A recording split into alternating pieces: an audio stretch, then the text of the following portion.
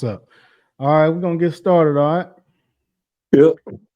All right. This is Jimmy Hitchcock and Marcus Wall with the Hitch and Wall podcast, and I'm here to talk about everything North Carolina.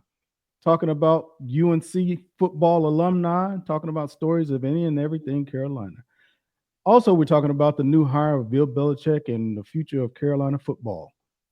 And we got today a special guest coming out of Canapolis, North Carolina, drafted 1985, right?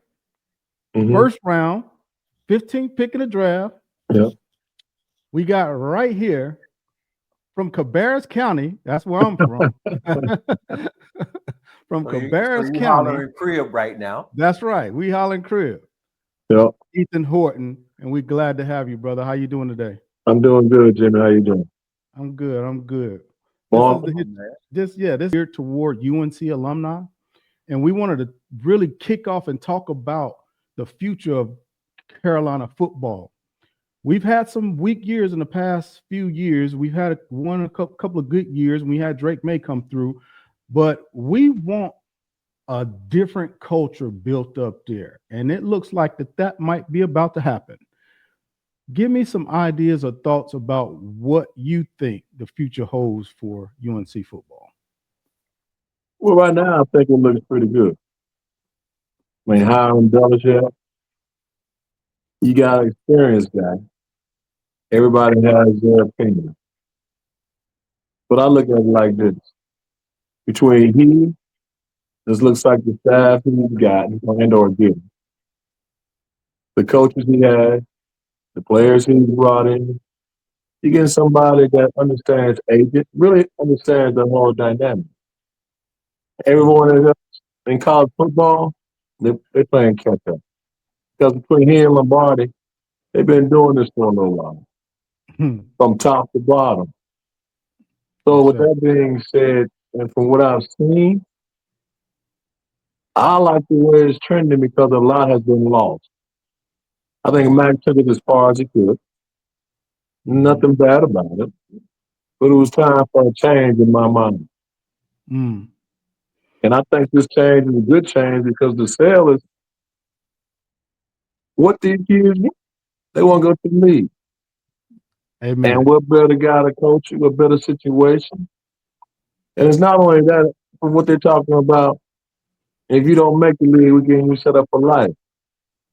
Because y'all know that 2%, it doesn't change. And just be truthful to the kids. Everybody's not going to the league. Right. Everybody wants to, Everybody want to go. but you're not going.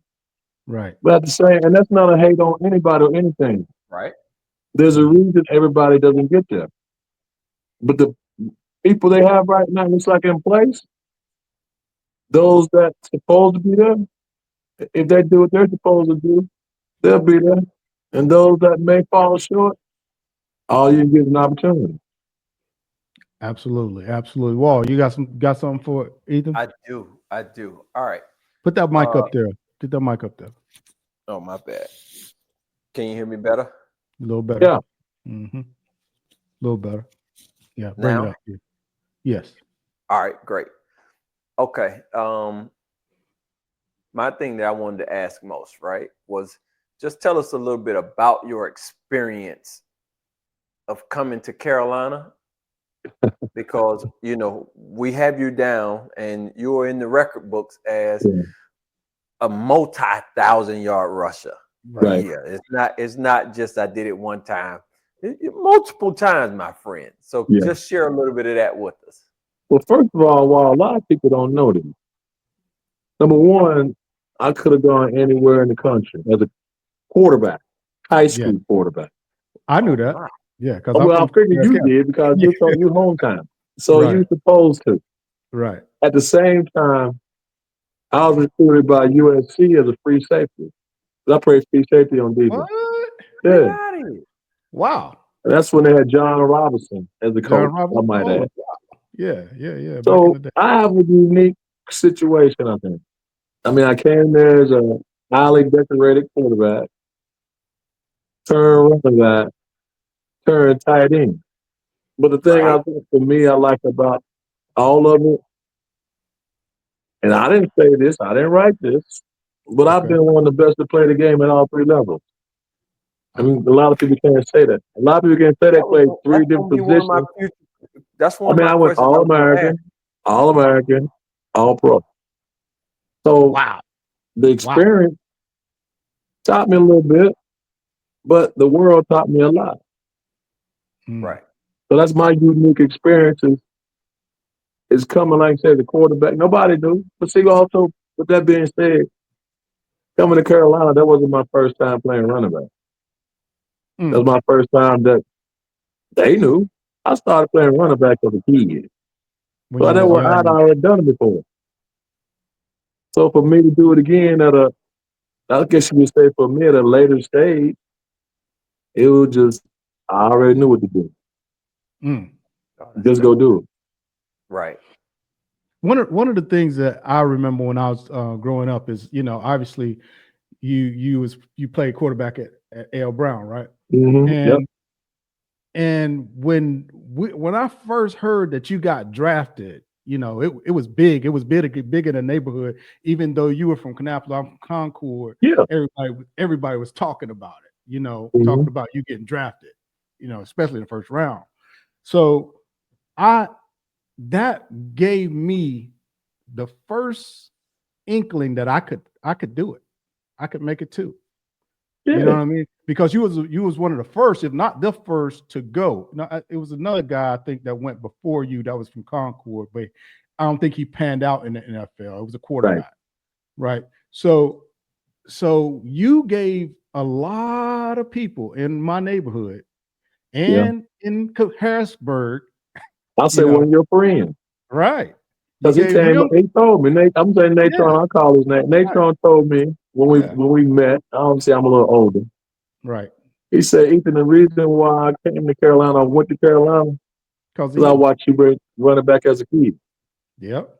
And he actually told me that. I mean, I'm not making that up. I know you're not making it up because he told me that. You know what I'm saying? And we used to talk about it. We used to talk about it. And the thing about it is, when Nate and I were young, the paper the clippings that came out in the paper in the back of the paper, the sports paper would have you on there, it's Carolina with that number 12 on, and it was like super inspirational.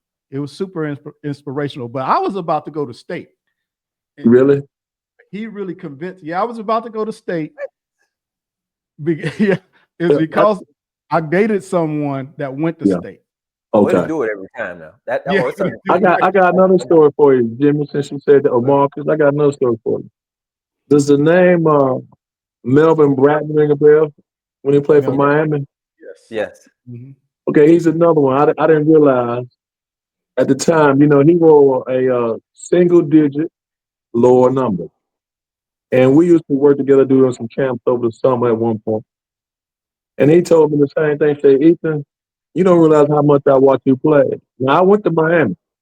Right. And the reason I got a single-digit number, because I saw you had number 12. Yes. And that's what took off for him. As far as running back, like I say, he went to Miami, but the mindset of because everybody, that was a quarterback number that I didn't have to change. And a lot of running backs other than Charles White, to my knowledge, had a lower digit number because everybody's in 20s, 30s, and up as far as numbers were concerned. Right. So you never know who has seen you play and watched you play. And man, so that kind of surprising for him to say that coming out of Miami. Right. But I mean, Nate could have went anywhere. He could have went. Yeah. He could have went Notre Dame. He could have went anywhere, but he chose Carolina really mainly because of the legacy of running backs through Carolina, which was mainly because he watched you as a youth. You see what I'm saying? Because we were we were ninth grade, and I think you were a freshman in college, or maybe eighth or ninth grade. I wasn't born then. Yeah, you. You were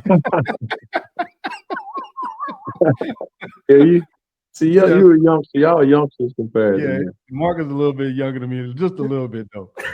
But Jimmy, y'all know what though?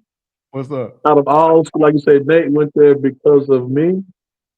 My mother and father really decided where I was going to school. It wasn't me. Oh, did you really? Is that right? You didn't really have No, they much to wouldn't. say. I had some other places I wanted to go. I mean, I got recruit. Like say, I visited. I'm just tell you what I visited. I visited Alabama. I Mm, visited Tennessee. I visited South Carolina. I Right. visited, like I said again, USC. I Ooh, turned down Notre Dame, and I turned down Ohio State. And wow. I, like I say, my mom and dad, like we not signing but for one school. Mm, mm, And so I really had no choice. right. right, right, You know, right, back at that time, it's not unlike now. You do as I say, right. and you That's don't right. talk back. That's right. That's right. Talk And I'm back. just saying It that's ain't how. gonna happen. I mean, it worked out for me in the long run, but at the same time, again, everybody thinks or thought it was my decision. No, no, no. My mom and daddy said, "This is where you're going," Right. and that's the only trip that they took. All the other trips I went by myself. Is Wow. that right? Yeah, they Wow. only went to Carolina on a fishing visit. The rest of them, they And let we me ain't gonna go waste our and they let time. me think I was running things until it was time to sign that paper. They're And like, we y'all ain't gonna know waste at the time they had to sign that letter, grant name letter, and did it. right. Right. Yeah, Exactly. that's what happened. They was in control. Like, Yes, go ahead on and play. That's Go awesome ahead story. on and play. We'll tell you Yeah, when. that yeah, shows they the were power in of control. parents. Yeah, that But it shows was the like parents. it was a good decision. It was a good experience. You know, it gave me a chance to have them opportunity to see me play every week. Y'all know how that is. Both of y'all being North Carolinians. Right. So, like I said, it worked out for me. Man, that's an awesome story. Tell me, your coach, when you first started at Carolina, who was your coach? Dick Crum. Robinson. Oh, Yeah. Dick Crum was Yeah, your coach when you first. he was my So coach. that's what I thought. It was Coach Crum, Mm-hmm. right? And then you had I later was on, with Crum the whole time. it was Crum the whole time. Yeah. Man, those are the days, huh? I Tell mean, us. I saw you guys show last week and you talking about culture and different things. I Yeah. was just scared to See, ask such. even though when I went to Carolina, rather, LT and those guys were on their way out. But we had some upperclassmen that had played during that time. But my freshman year, we went 10-2, had a shot to go to the Orange Bowl and play for the national title. Remember that? We lost to Clemson and Chapel Hill 10-8. Yeah. Tough game, but we lost it, and we ended up going to the Gator Bowl. Yes. And so, like I say, those upperclassmen from that group, they set the tone for us and told us, okay, this is what you need to do, how you do. At the same time, I don't know about you guys. When I was a freshman, they cut all our hair. We had to get every freshman. Whether you wanted to or not, I didn't have a problem. But they set you down in the locker room and they cut your hair. If you didn't get the ball head, they would nick you so bad you had to Right, you had to get get the the ball. rest of it cut Same off. thing we did the same thing. We did the same exact thing. Exact When we were there, same we got the ball head. Yeah, I mean, Look, as a I don't group, have hair to this day. I we went might, in with we hair might and cut your eyebrow. We might cut your eyebrow. If yeah, you didn't get it, we might cut your eyebrow. We might yep, cut you and cap you up that's so right, bad. that's right. But you know what, though, Jimmy? The thing was when they did it, it was like you said, on campus, everybody knew you were a freshman because all the freshmen had a bald head. Right. right. Everybody knew that you were freshman football Yeah, because you had that bald head. You were hmm gapped up or you had something crazy going on. right. Yeah, because that's the thing. And the thing is you were going to get it done because your big boy lineman was going to make it happen. Oh yeah, we had a big line when I was Yeah. up until my senior year. They weren't as large Mm-hmm. as what I came into for 3 years. Mm. But we made it work. For sure. So go ahead, Wall. You want to ask a question or? Yeah, no, I want to know about campus life at that time. What was campus like for, the football players? What was life like, right? I put it like this, Wall. When I first went there, the Mhm. weekend started on Thursday at UPenn. Now you go from there. I was going to say Thursday. Thursday. UPenn Wall sweating. Sweat. People in there. 6 in the morning. That's Like it. so like I say, they give them about what campus life was like. Oh, It sounds like a magical place. Now, I'm sure y'all would have enjoyed that. Now it changed a little bit, but like I said, as a freshman, my 2 years, it's Thursday night. Wow. It starts weekend. Thursday night, kicking it off. Everybody out. You know, you go. I tell you what it was. You go to Purdy, and then you roll back to on campus. Right. Wow. Or if you didn't go to Purdy, you knew where the wall was sweating at. That's where you went. The sweat box, huh? Yes, sir. Wow. I heard that. Now, tell me this. As far as your most interesting experience on Carolina, what's your funniest story as far as Carolina is concerned? What is your funniest moment, funniest story at Carolina? We're gonna give you that little stage, but we're gonna ask you a couple more questions. Well, we're gonna take this break right now. We want to hear your funniest story at Carolina. Okay. You can break now, right? No. Go for it. Go ahead. Oh, my bad. Okay. We're breaking up the segment in serious talk to tell us, get deep with it. Let's see where we at. Yeah, wow. tell us that funniest story that you have. I got one for you. Okay. All right. So you ready now? Yeah, we're ready.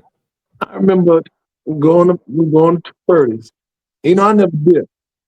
Okay. But again, at the time, it was something new for me. And KB, Kelvin Bryant, and a couple of the other guys, you know, they dipped pretty heavily. Right.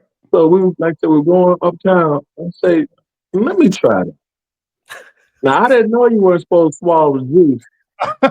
Man, I was so sick. And I still went head spinning. It was a bad night. But I didn't go back to the room. But I got to Purdy's. All I did was sit there like this. I couldn't do nothing. I can laugh about it now. I thought that was probably one of the funniest because they said, you ain't supposed. I said, man, I'm feeling sick. I'm feeling bad. My head was hurt. They said, you supposed to spit the juice out. I'm sitting there swallowing. And after that night, never dipped again. I bet you didn't. Oh, no. Dip stories. Yeah, I had an experience with a dip like that too, and I swallowed it too. But I was in the 6th grade when I tried to dip. Really? Yeah, I was in the 6th grade. 1, 2, 3, 4, 5, 6th grade. 6th grade. Right. What that was bad. It was a bad experience. And they said that was a bad night. That was a bad high. Hey, listen, I'm telling you, my stomach was hurting so bad. I had to lay it down for it was hours I had to lay it down. And I did it in the summer too when it was hot. Ooh. Yes, sir. Yes, sir. No, well, I know you had it bad then. I had it real bad. I'm gonna ask this question of you. Okay. You did some commentary in the NFL, right? How many years did you do commentary? 20 years. I did high school, college, and pro. And when you were playing with the Panthers, I was doing work with the Panthers. Exactly. That's how that's my first. I did not know you were doing commentary until you interviewed me. Mm-hmm. You know what I'm saying? I did not know that you were doing commentary until you interviewed me that day. And how was that experience of doing commentary? Last week we had Bucky Brooks on. You know, he's doing a little bit of NFL commentary and he's an analyst as far as the draft's concerned. Right. Tell us some of that experience about the commentary and tell us the culture and the life and the goods and the bads. Well, I'll be honest with you. Like I said, I did that for 20 years, high school, college, and pro. And see, I also did some work for a company called Urban Sports Entertainment. Okay. We covered the HBCUs, myself and Stan Luton.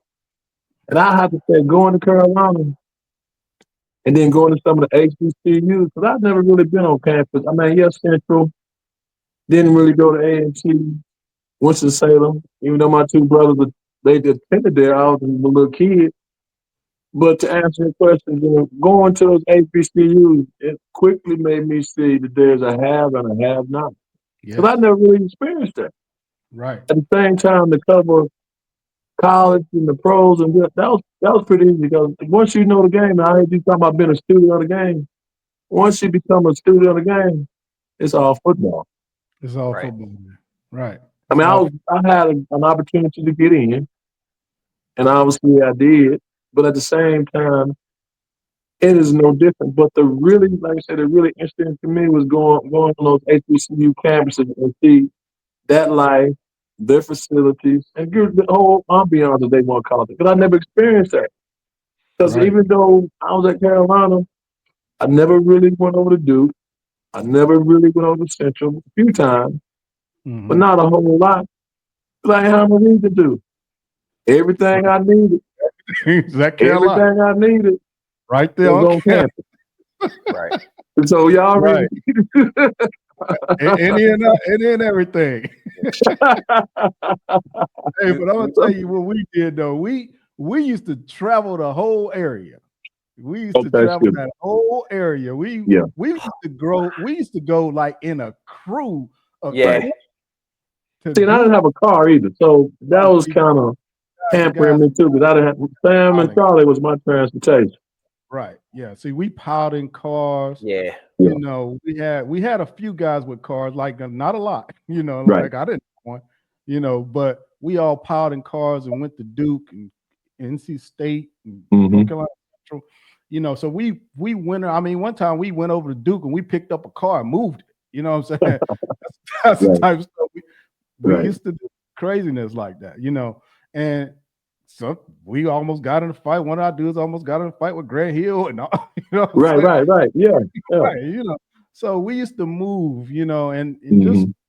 we want these guys. I don't know if you have a crew that you still contact at Carolina, but we have a really close knit group from the Yeah. time that I was there until Mhm. 95 and past that.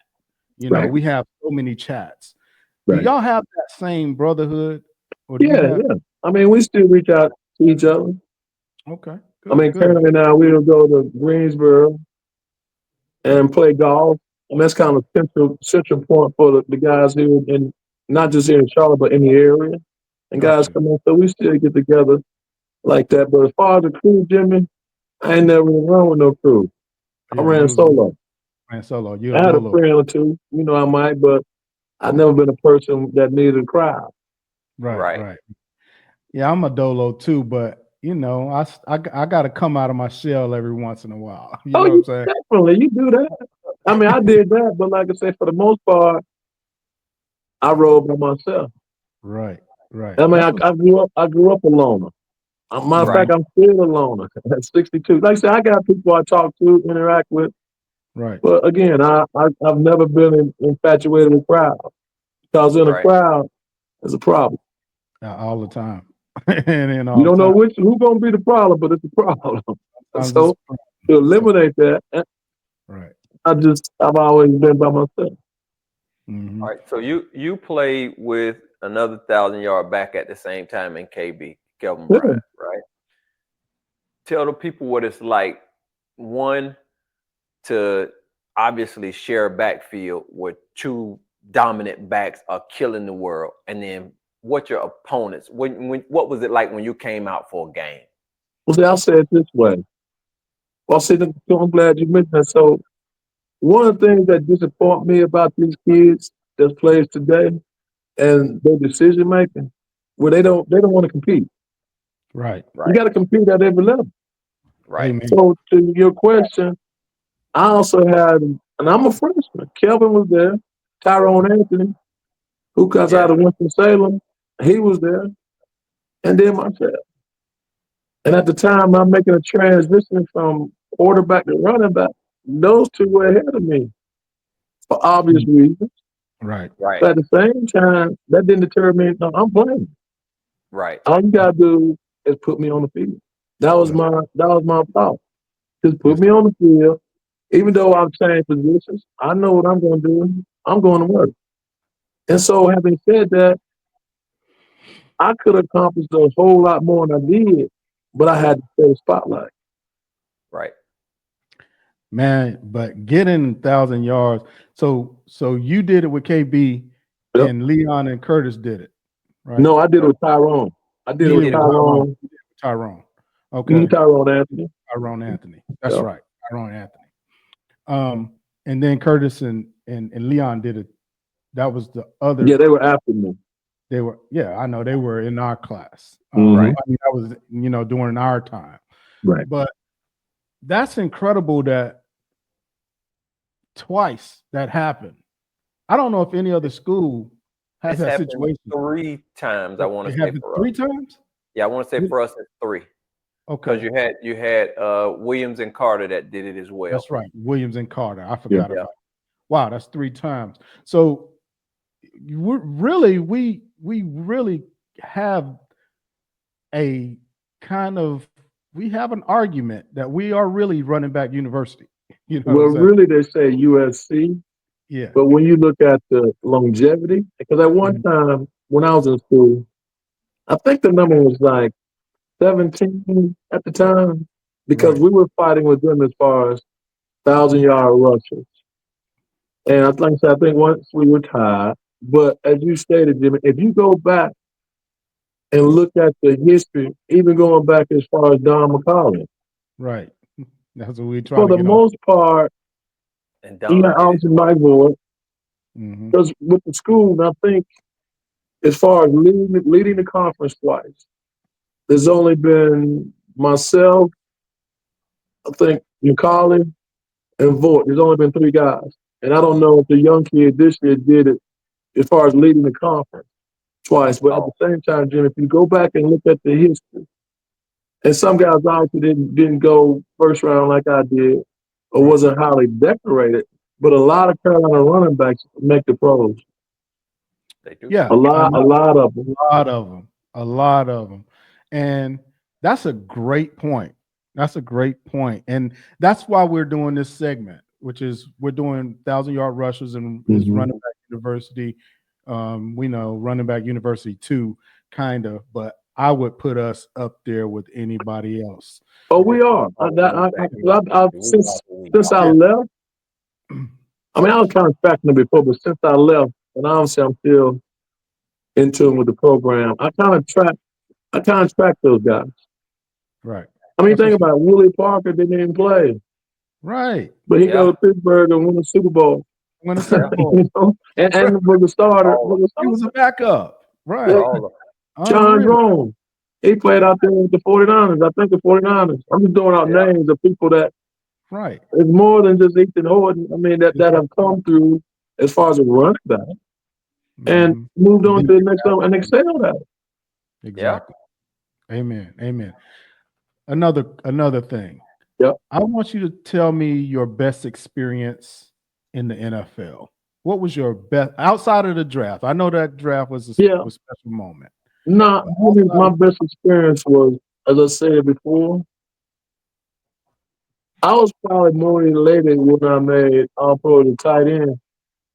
Because in my mind, I said, no, look at my background as far as, like I said, quarterback, exactly, running back. And for me, when Art Shea College said these are the Pro Bowlers for 1992, because I made 92, and mentioned my name, I remember. Called home and told my parents, and that was probably the most happiest for me, because for me to transition, now y'all remember, when I changed to tight end, I had to go through some things. I mean, I'm when I say that, Al Davis, who was in my corner, I went out there early. I used to go to Anaheim. Man, Joe Cormier, who was a linebacker with the USC. I used to go. This is before they started. Now it's about spring ball, or what they call it now. I don't know what they call it. But I would go out to Anaheim, work out, bulk up about 3 times, about every day, about 3-4 times a week. So I started doing that, and then after it was closer getting to pre-camp, in the summer, I can't think what we call it. My coach would take me and he started showing me all the great Raider tight ends, how they block, the pass routes, everything. And so I went from that to that, and then Todd Christensen, rest in peace. he was a starting tight end, had been there for a minute. I remember You know, him, man. God He was had a put beast. his footprints down. Yeah, he was a beast. So myself and another guy, Mike Dow, we both replaced him. And then we were in Seattle. Mike Dow got hurt, and he never got a job back. You took It was mine. Right. took it and ran with it. And that was there. And I'm saying that y'all know you get hurt, Yeah, your loss is somebody else's game in the league. Somebody else's game. Yeah, that's how I ended up in playing cornerback. Lawrence Winslow went down, and I went in there and took that position. So you did your business. Yeah, and So that's kind of like I say. So for me to take that, because I was competing against guys that have played it. Now I'm trying to transition at the highest level. Right. right. And y'all know, they don't wait on you. You either show you can or you can't. Right. And if you can't, you'll be home. And didn't y'all go to the playoffs that year? Yeah. I got to the closest I got to the Super Bowl, went to the AFC Championship game. Yeah. We played against Buffalo. And I hate to say this, it's the worst beating. And I think it's the highest score ever. It's history in NFL. I can say history was good, history was bad. They beat us 55-3 for the highest scoring game in playoff history in Buffalo. That was when and Jimmy, you played for the Patriots, so you know how tough it is to play in Buffalo. They did it. They did it. You can't hear, and once they start rocking, they start rocking in that stadium, boy. And that doggone song come on, it's a wrap. Yeah, Thomas and they transform when the song come on. Andre Reed, man, it was. Let's say my road to Super Bowl went through Buffalo at the time I played, because we played them every year. So kind of like what you see right now with Kansas City and Buffalo. Right. We had to go through that. Like I said, we went to the AFC Championship game, and you think I can get back again, we'll get another shot. And I made it to the playoffs again, but didn't make it that far. Right. Yeah. I mean, people don't understand how hard those wins are to come by in the NFL, especially playoff wins. People talk about guys not winning this and winning that. It's only one Super Bowl winner every year. You know what I'm saying? And well, Jimmy, it's more to it than that. Think about this. And you know that, and all three of us really, even in college, definitely in the pros, the stress and the pressure. Right. You got to prepare. Or you going home under pressure. Yeah. I mean, I can recall, and I'm sure y'all know, if it's playoff time, you better not be making mistakes. Exactly. I've seen them bring guys in on Tuesday, and they cut them on Monday. Oh, yes, sir. You come to, if you had a bad game, let me say this first. You better have build up. If you have a bad game, like he just had a bad game. But for those that didn't have build up, when they had a bad game, they lock them cleaned out.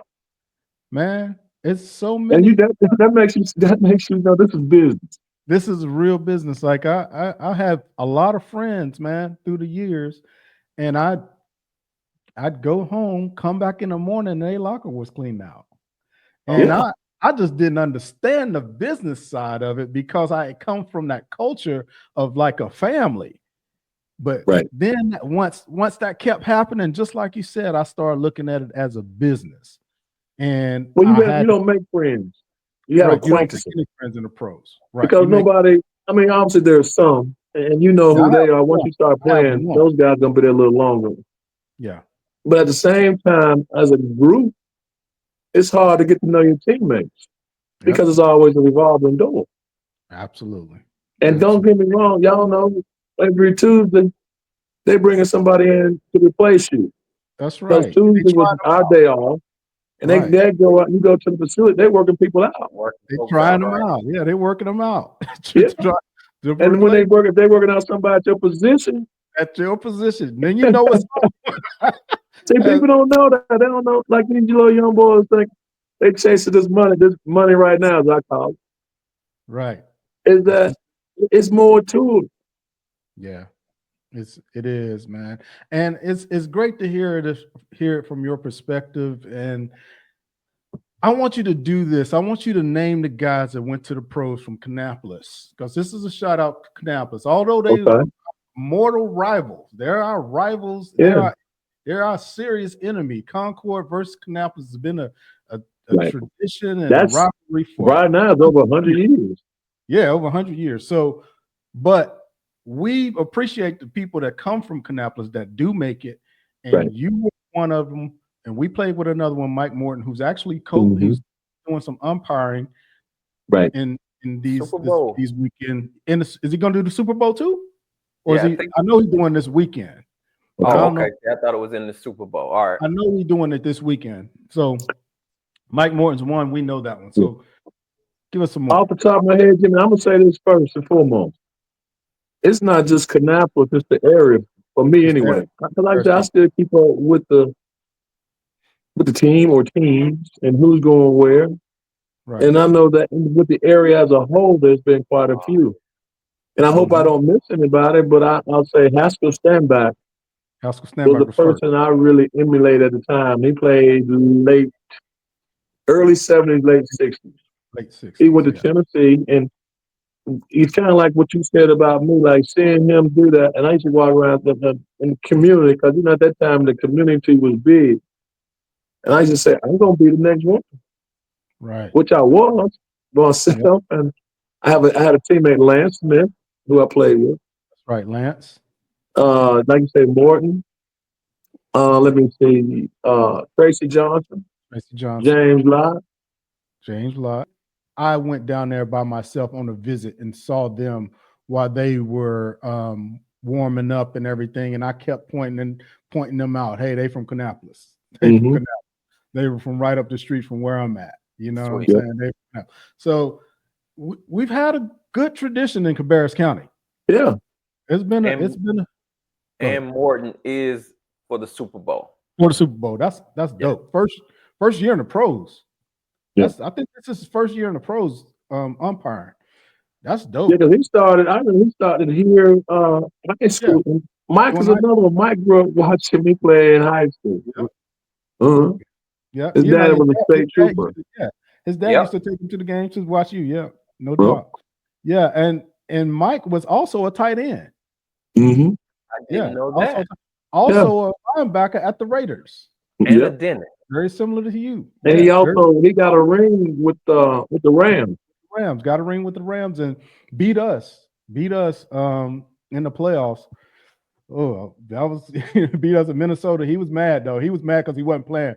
But he played all special teams, but he was still mad that he wasn't playing the linebacker. And I felt him. You know what I'm saying? I he's such a competitor, right? Right. So he was a little pissed off that he wasn't playing, but he ended up getting a ring also, which is dope. And he's a dentist now. Yeah. In the area. Yeah. Right? He's a dentist. Well, Jimmy, you mentioned not playing. I want to share this as well because a lot of people don't know. They don't know how hard it is to make the 45, let alone the practice squad. Exactly. Right. It's hard to make the practice squad. I'm just saying. Right. And when they start cutting and need a position, they start with the practice squad because they gotta open up that spot to bring somebody on. I mean, you see so much that these people don't know anything about. All they see is Sunday. All they see is the finished product on Sunday. That's it. Take the field. They don't see the actual grind and the work that it takes to get there. And people talk so bad about them on the money side, but then the years they don't understand. I can speak on that. And I made decent money. Mm-hmm. But I wish I was playing now. But I will say this: between college and surely in the pro, the way your body is beaten up week to week, day to day, and this is another thing people don't know. You play on Sunday, Wednesday you better be 100%. They can put that film on and you're not. This I'm talking practice, and you're not showing what they think you need to be doing as far as performance, and don't let them think you done lost a step. We talking about practice. Amen. Right. You're gonna get cut. You're about to get cut. That practice is full go. I mean, rightfully so for timing. Right. But again, they evaluating you. And again, when you play like 3 games in 11 days, see, nobody. Well, I did. We did, and I don't know if y'all did on y'all schedule, but you can do that. Your body, like you said, I can tell now. It's 62. I played a football. Or some sport with a lot of collisions, and then playing tight. We're thinking about running back and get at all 3 levels, bro. Right. I'm getting hit at quarterback, not a lot at that time, but between running back and tight end, it's collisionary play. And you playing 70, 80 plays, and it's full speed. See, television does the game, it slows it down for those that don't know. Because when there's real bullets out there on the field, they move. They moving. They move. It's like they move back. things And I mean, is going. now they're getting bigger, stronger, faster. But like I say, television just lets the average viewer see the game. Yeah. Right. So they have no idea. And then y'all know y'all were fast. I mean, I wasn't sorry. Y'all talking about 4.4. I mean, I was 6'4". I ran a 4.540. That's crazy. And I'm 6'4". Y'all got 4.4. Not talking about that 300-pounder that's running like 4.8, 4.9. Right. Right. That's the quarterbacks in college, they thought they could get away. So what did you weigh in college? If you were 6'4". I went to college at 218, and for the most part, I stayed kind of like 220, and then my senior year, I got about like 225. That's what I thought. And then when I played tight end, I gained about 240. I got about 240. I gained a little more pounds. But see, again, with that, you weighed every week, and they gave you a weight. Right. And you had to make that weight for every pound you over, you paid. Right. That was fine. So I had to stay around, which I did around 240, because at the time while you were receiving, my job obviously to block, but I had to stretch the field. Correct. I didn't play like now they got the detached, this guy, that guy, full wide out, spreading the game, which spreads the defense, which open spaces. Okay, I'm a down in the dirt end of the line, man. I got somebody standing on my head who trying to beat me up and try to prevent me from getting up the field, putting the pressure on the safeties and the linebackers. Right. So they got it easy now. If I played now, I'd be making a whole lot of money. Me too, bro. I feel like because it's just an easy game. It's a lot. Let me give you these 3 questions that we already answered one. Normally we have 4 that we've been asking pretty much everybody. So what and who got you into the game of football? Yeah. The YMCA. YMCA? How's that? They had a football program? When I was coming up, I started in flag, and then I went to contact. And then, then went to, now they call it middle school. Right. And then 8th and 9th grade was junior high. That's where we went, junior high. My high school was 10, 11, and 12. Not like they have now, 9, 10, 11, and 12. So just I started out in the YMCA program. And I had Lex Graham. He kind of, I guess, took me on his wing. We played for Freedman and then kind of went there. But this is my high school coach. Back to what Jimmy said earlier, he came from NC State by way of High Point Andrews. And he coached the guy Johnny Evans, Ted Brown. You probably know Ted Brown from Minnesota. Yeah. Yeah, Ted played at Minnesota. He's a heck of a back at Minnesota. And so he brought the college atmosphere to my school. I mean, we were lifting weights in the 8th and 9th grade. We were doing machines.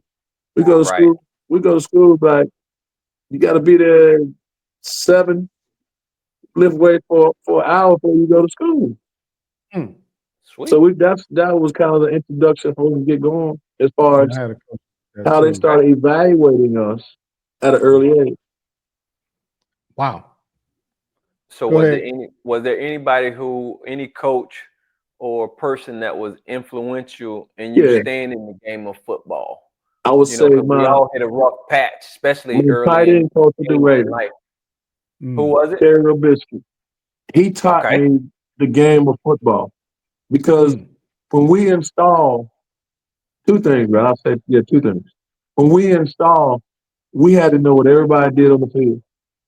Right. Not only just the quarterback, your job, the line play, the receivers, the route. See, unlike now, I don't know how they do it. See, we had to go to the board, draw it up. Yeah.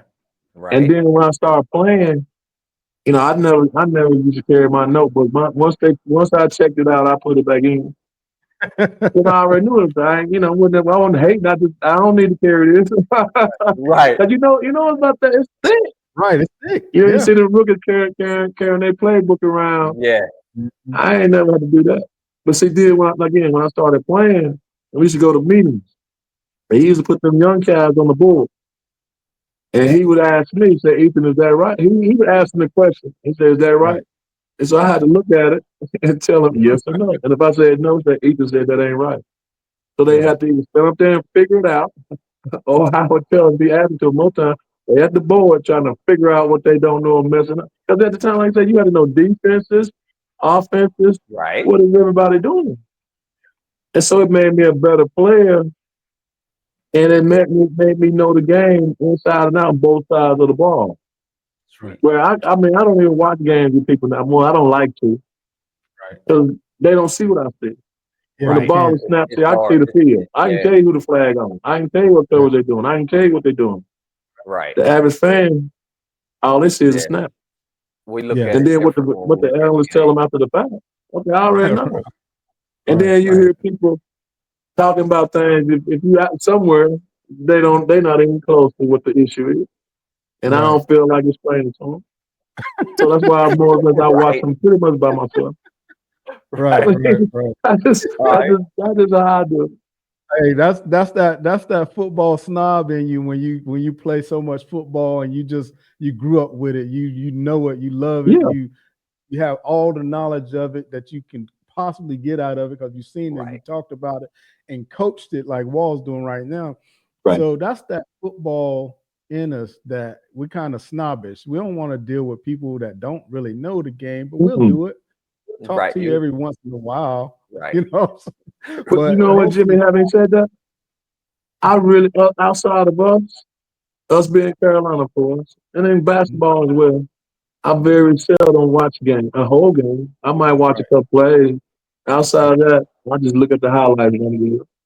The game today just turned me off. I don't, because you can see I'm one of them old school players that you took it differently. It meant something to put on the uniform, go out there and play. Obviously, you got a job to do.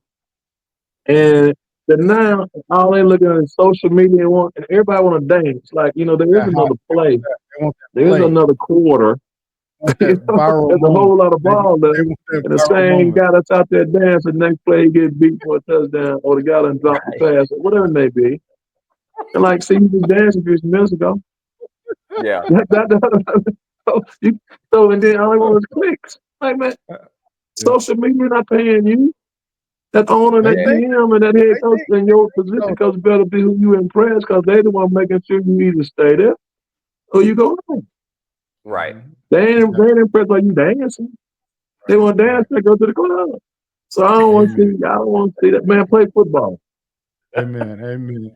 Hey, all right. Last thing, and we're gonna end this podcast, and we really appreciate you coming on. Likewise. Give us someone who outside of Kelvin Bryant, because we're gonna try to get him. Give us someone else from your era that we can get on the podcast and we can have a good discussion and talk like we're having with you. Before I put it on, let's talk about. I throw some names at you off air because I don't want to throw out a name they might not do it. so to be safe, I can throw something at you that I think maybe that went and play and can tell you or talk to you. Just how it was at the time, and it's much different than what each one of us see right now. Because like I said, I saw y'all last week, and Bucky said, "What's the problem?" The problem is a lot of them can't play.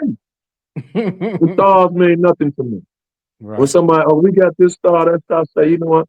The only thing I judge is if I ain't right on, show me if you can play. Yeah. Because we all three know when you get to college, everybody's somebody. And y'all have seen, like I've seen, some of those that they thought they were somebody, they get in that kitchen and they get hot. Right. Can't handle it. When we talk about, like I say, y'all know guys, well, you were All-American this, All-American that, and this, that, and the third. But when you get on that level and start competing, I tell you what, the biggest thing for me to go to college was this. When I first got there, how much bigger and faster the guys were.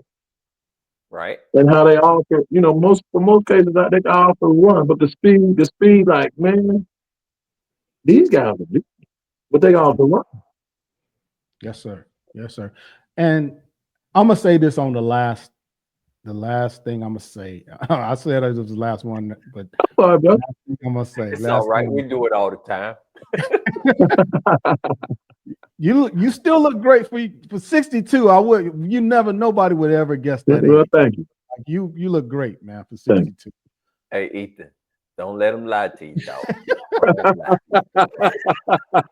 Well, I tell you what, No, Jimmy, you haven't said that. that's my brother. It's something that you said earlier that we were talking about the health of the player and the money. Right. I mean, I still stay active, honestly. I mean, I play golf, I work out, and the reason I work out is when I don't do it now, but at the time when I don't work out, I feel it. Right. And as long as I work out, I feel better physically. Because taking a toll. It takes a toll on you. Yeah. And I have to work out. So physically, I'm still able. And I mean, I'm not broken down or anything like that. But the aches and pains. Right. I mean, I tell you like that. Right now it's cold. I never took shots. I was with the Raiders. We're gonna play the Jets. Went out at pregame. Mhm. I don't know what I Wait, did. hold on. My ankle was killing me. Whoa, wait a minute, Ethan. Wait now. Shots started out there with the Raiders. What you mean you ain't take no shots? I Y'all ain't had take no shots shot. and pills No, when I played, I ain't take no shot. You think nah? No, I never took a shot, and I swore I would Okay. never take a shot. I was in my Okay. contract year, and you know how I'm gonna tell them we ready for the game, going to do the kickoff, man. I can't play. I practice all week, Right. so I have to tell the doctor. I say, Doc, you gotta shoot me up. He said, what's wrong? I said, I don't know. I said, I went out on pregame. I don't know what I did. I said, well, my ankle is killing me. So I got shot up, and I got shot up about 8 or 9 weeks. Now, I had to hobble through practice and make it seem like, because they couldn't shoot me during the week. Now, I hobbled through practice like I was okay. Now, I mean, they made me practice. So I'm on my toes, Of course you trying to practice. make it look like I'm all right. And then they shot me up on the weekend. And so now it's cold. I can feel they put the needle in. Mm. Let alone the other shoulders. I done had 2 knee surgeries, 2 hip surgeries. Like I say, my shoulders ache, everything, man. Yeah. I mean, but I'm I'm gonna all right, tell you, I'm all right. I mean, I don't take anything now other than, the aspirin or over the counter or something. Right. But for the most part, Oh yeah. bro. can't go without being some type of activity because my body just won't answer the bell. Don't get me wrong, but when I say that, I just don't feel good. Right. We're gonna have to get together and play golf. Yes. Yeah. Yeah, definitely. I got to get my game back together. I haven't been out there in a long while. When I had twins, that took me off the golf course, bro. Right. Well, the thing about it is, I'm gonna play golf. Y'all can golf. I'm gonna play golf. Yeah, I'm gonna be out there.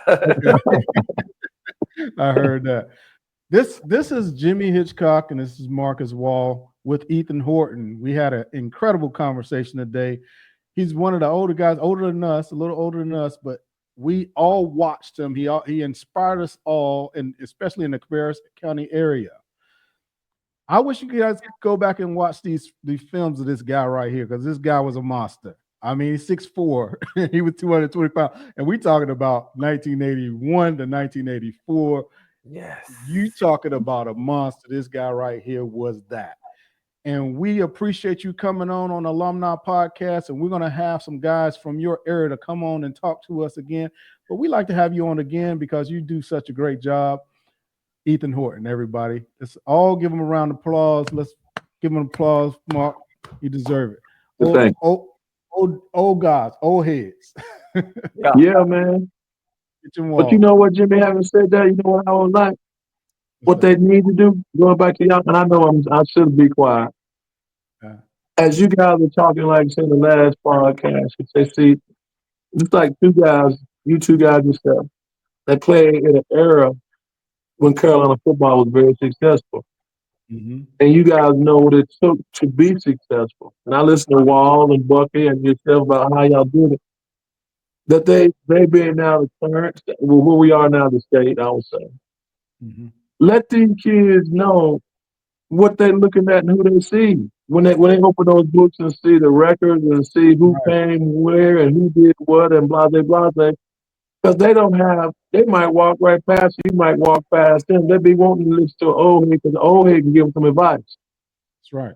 Correct. Amen. Amen. Great. That's great advice.